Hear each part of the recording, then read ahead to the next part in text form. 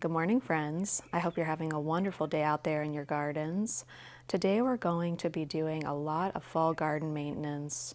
We're going to be lifting some older lily bulbs and transplanting them to other areas of the garden.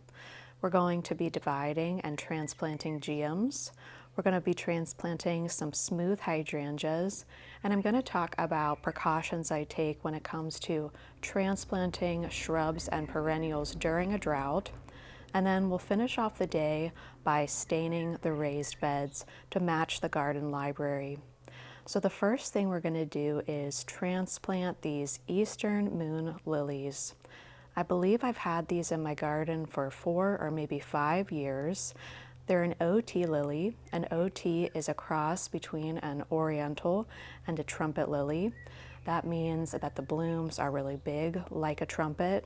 These OT lilies are often pretty tall, usually between 5 to 7 feet tall, and they're also fragrant since they are crossed with the oriental lily.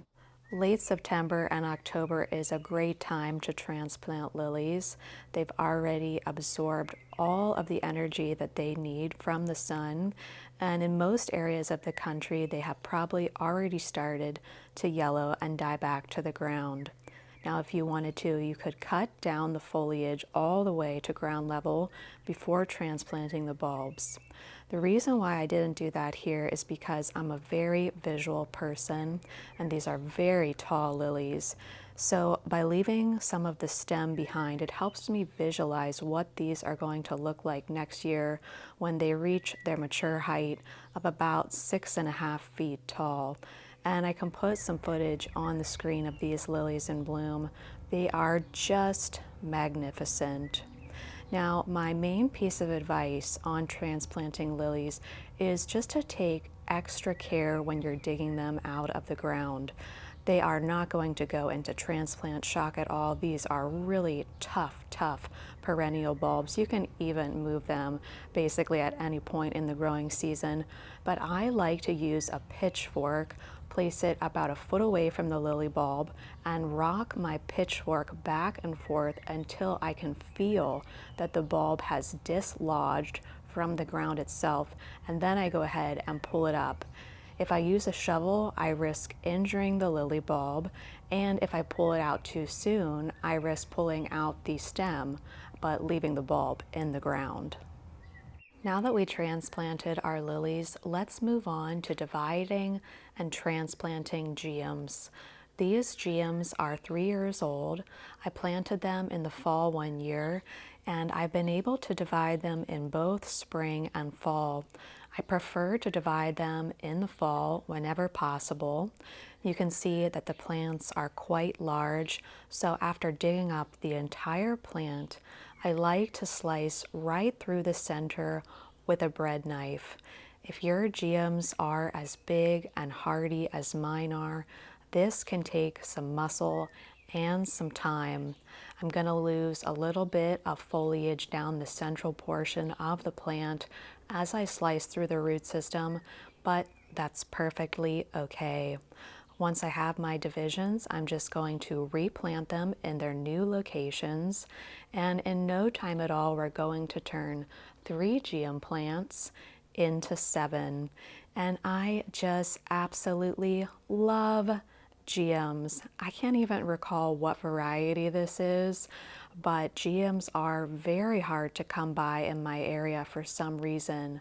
So dividing them and transplanting them into different areas in the garden is really a great way to multiply my stock for no money at all. So now let's go ahead and just repeat this process a few times over.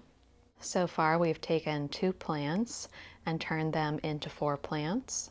Now I'm going to take this last plant and divide it into 3 different sections and replant them in the exact same location as the original 3 large plants. And I think these are going to be really beautiful in 2025. At this point, I believe I've turned these 3 geums into at least 20 different divisions over the last 3 years. I love the cantaloupe orange color of these geums, And more than anything, I love that I only ever bought 3 plants, and now I'll never need to buy another geum again. Now I want to go ahead and move 5 Invincible Ruby Hydrangeas. I purchased these hydrangeas a few months ago when they were on sale. I didn't know exactly where I wanted to plant them in the garden, but what I've decided to do is work finally on the hydrangea annex, and we're going to start to swoop these Invincible Ruby hydrangeas around the Coosa dogwood, and if I find some more of them on sale, I'll add maybe 2 or 4 more total and create another cozy hydrangea nook.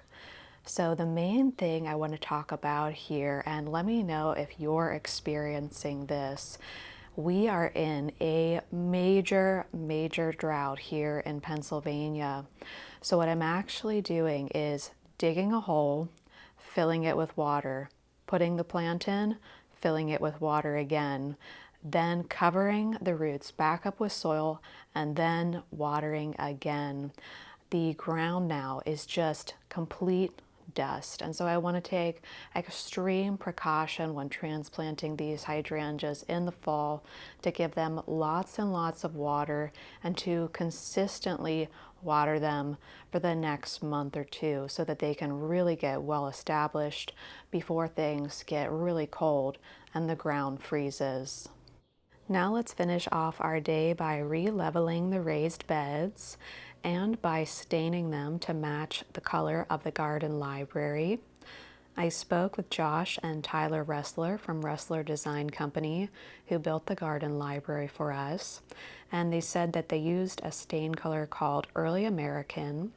So I purchased 6 cans of that from Lowe's, and that's what we're going to use today to stain these raised beds. These raised beds my husband made about 9 years ago. They're made from ground treated lumber.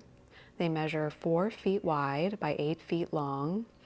And I think that by staining them to match the garden library, it's going to create a new garden room that looks cohesive.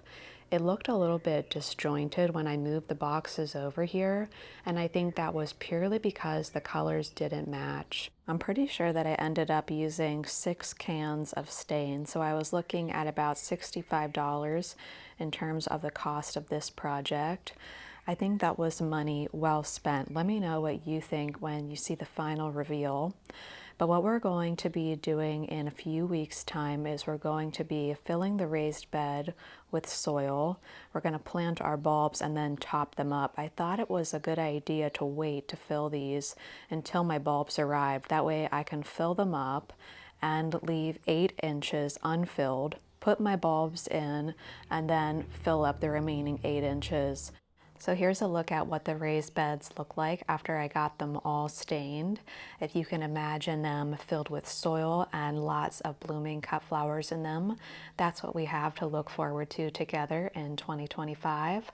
For now, I want to wish you a wonderful day in your gardens. Thank you so much for choosing to spend a little bit of time with me, and I'll see you sometime soon. I have a lot of really exciting projects coming up, and I'm also taking us on an exclusive sneak peek behind the scenes tour of the new Longwood Gardens Conservatory in a week's time. I'll see you there. Bye, friends.